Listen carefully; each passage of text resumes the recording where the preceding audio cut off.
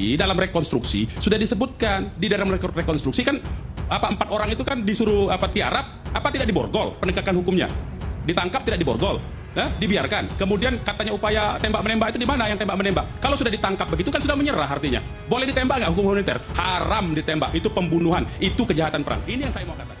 Ketika Front Pembela Islam bertanya, mengapa keterangan polisi berubah-ubah? Tadi kan di awalnya dikatakan ada tembak menembak, kemudian ada serangan, tetapi kemudian berubah ya bahwa mereka ditangkap. Setelah diinvestigasi oleh teman-teman wartawan di sana ternyata tidak ada tembak menembak di lokasi KM 50. Kemudian dibawa pakai mobil dan di dalam mobil dikatakan difitnah bahwa melakukan mencoba merampas senjata petugas. Loh, tadinya katanya ada senjata dari yang tewas ditembak ya. Nah, jadi ini ceritanya. Rupanya versi yang lebih baru ini adalah 2 tewas di tempat, 4 diambil, dan ketika diambil itulah dia kemudian ditembak dari jarak dekat karena mau merampas senjata dari petugas, dan mereka tidak diborgol.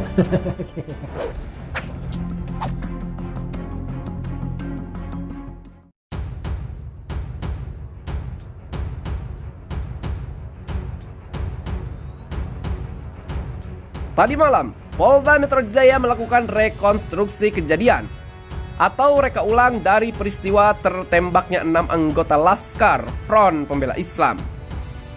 Fakta baru pun disebut polisi, yaitu 2 dari 6 Laskar ditembak ketika proses kejar-kejaran, dan 4 lainnya berhasil ditangkap hidup-hidup dan dimasukkan ke mobil polisi untuk digelandang ke kantor polisi. Keempat anggota Laskar lainnya namun tewas pada akhirnya disebut akibat melakukan upaya perlawanan.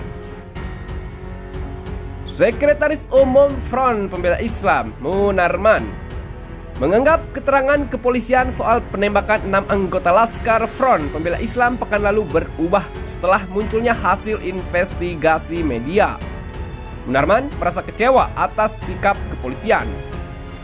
Munarman menekankan terjadi kekerasan struktural terhadap kasus tewasnya ke-6 anggota Laskar FPI. Ia pun heran karena keterangan kepolisian yang berubah-ubah. Tadi kan di awalnya dikatakan ada tembak menembak, kemudian ada serangan, tetapi kemudian berubah ya bahwa mereka ditangkap. Setelah diinvestigasi oleh teman-teman wartawan di sana ternyata tidak ada tembak menembak di lokasi KM 50. Kemudian terjadi serangannya di atas mobil. Keanehan yang makin gawat lagi ini, kekerasan struktural harus dihentikan. Kenapa? Tadi kan di awal ada tembak-menembak kemudian serangan. Kemudian berubah setelah diinvestigasi oleh teman-teman wartawan. Tidak ada tembak-menembak di lokasi, kata Munarman. Kemudian ada serangan, tetapi kemudian berubah ya bahwa mereka ditangkap. Setelah diinvestigasi oleh teman-teman wartawan di sana ternyata tidak ada tembak-menembak. Munarman mendapati informasi terjadi baku tembak yang menyebabkan 2 anggota Laskar meninggal lebih dulu. Lalu 4 sisanya meninggal karena terlibat perkelahian saat dibawa polisi ke Polda Metro Jaya usai ditangkap. Keterangan ini dianggap berbeda oleh Munarman karena sebelumnya ke-6-nya dianggap tewas bersamaan dalam baku tembak. Tidak ada tembak menembak di lokasi KM 50. Kemudian terjadi serangannya di atas mobil. Nah, kalau serangannya di atas mobil ya, kita pertanyakan, kalau 4 orang yang masih hidup itu di atas mobil, artinya kan itu sudah diakui ya, berarti tidak terjadi tembak menembak. Kemudian dibawa pakai mobil dan di dalam mobil dikatakan difitnah bahwa melakukan mencoba merampas senjata petugas. Loh, tadinya katanya ada senjata dari yang tewas ditembak ya. Nah, jadi ini ceritanya berubah. Kemudian serangan di atas dalam mobil. Kalau serangan di atas mobil kita pertanyakan, kalau 4 orang itu masih hidup artinya kan ditusuk. Sudah diakui 4 orang itu awalnya masih hidup. Itu poinnya, ujar Munarman. Rupanya versi yang lebih baru ini adalah 2 tewas di tempat, 4 diambil, dan ketika diambil itulah dia kemudian ditembak dari jarak dekat karena mau merampas senjata dari petugas, dan mereka tidak diborgol. Padahal baru saja temannya meninggal. Rasanya aneh ya dari sisi SP. 4 itu masih hidup pada saat itu tidak terjadi tembak-menembak, kemudian dibawa pakai mobil dan di dalam mobil difitnah melakukan mencoba merampas senjata petugas. Selain itu, Munarman mengklaim adanya wartawan yang diperiksa oleh polisi dalam kasus penembakan ini. Hal tersebut menurutnya makin menambah keanehan dalam kasus penembakan 6 Laskar FPI. Sudah terbukti, kekerasan struktural dengan dijadikan dipanggilnya wartawan menghadap ke Bareskrim dipanggil sebagai saksi. Padahal dia cuma memberitakan Kalau polisi menarasikan satu terjadi baku tembak, sekali lagi dari dua dan narasumber lain yang saya hubungi tadi beberapa kali wawancara, tidak ada baku tembak.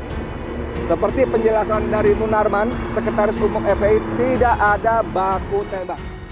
wartawan yang dimaksud adalah Edi Mulyadi. Ia diperiksa Bareskrim Polri lantaran unggahan video reportase terkait bentrokan FPI dan Polri di Jalan Tol Jakarta Cikampek. Dia diperiksa pada hari ini, Senin 14 Desember.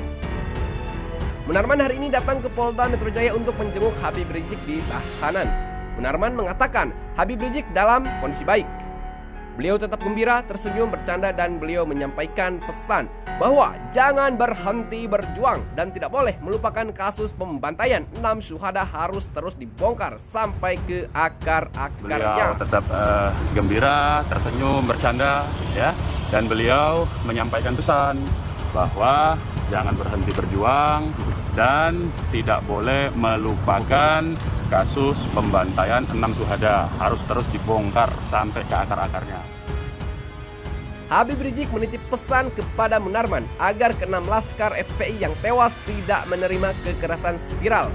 Spiral kekerasan adalah kekerasan yang berulang dan berlanjut terus-menerus usai korban dibunuh. Habib Rizik khawatir ke-6 laskar pengawalnya mengalami fitnah. Bahkan mereka meninggal, syahid, yang berlanjut kemudian dengan kekerasan verbal. Apa itu kekerasan verbal? Mereka dituduh, difitnah bawa senjata, difitnah menyerang, difitnah sebagai pelaku, ya. Nah, itu kekerasan verbal. Lalu kemudian berlanjut lagi. Yang paling gawat adalah berupa mereka ini yang terjadi terhadap mereka ini adalah kekerasan struktural. Apa itu kekerasan struktural? Artinya ini kan terus berlanjut, yaitu rekayasa kasus terhadap mereka, ya, seolah-olah bahwa mereka ini dengan instrumen kekuasaan, dengan instrumen-instrumen dan sumber daya yang ada pada kekuasaan itu membuat mereka menjadi tertuduh dan pelaku. Ya, jadi bukan korban. Nah, inilah kekerasan struktural, di mana kasusnya direkayasa sedemikian rupa, seolah-olah, sekali lagi saya mau katakan, mereka ini adalah pelaku, justru bukan sebagai korban. Dan itu sudah terbukti. Munarman mengakui ada rasa khawatir bahwa kasus tewasnya ke-6 laskar FPI malah mengambang, di mana kasusnya direkayasa sedemikian rupa, seolah-olah sekali lagi mereka ini adalah pelaku, bukan sebagai korban. Ini sudah terbukti kekerasan struktural, ucap Munarman. Upaya mengurai fakta di balik terbunuhnya 6 anggota Laskar FPI masih terus dilakukan Komisi Nasional Hak Asasi Manusia. Hingga saat ini, lembaga tersebut belum dapat menyimpulkan insiden tersebut sebagai pelanggaran HAM. Komisioner Komnas HAM Muhammad Khairul Anam mengatakan masih perlu waktu bagi timnya untuk mengambil kesimpulan untuk mendefinisikan kasus. Namun kata dia, tim pengungkapan yang ia pimpin sudah menyusun hampir sempurna konstruksi peristiwa yang terjadi di Tol Jakarta Cikampek. Kita sudah punya konstruksi peristiwa di antaranya 80%, ujar Anam saat ditemui di kantor Komnas HAM Jakarta Senin 14 Desember.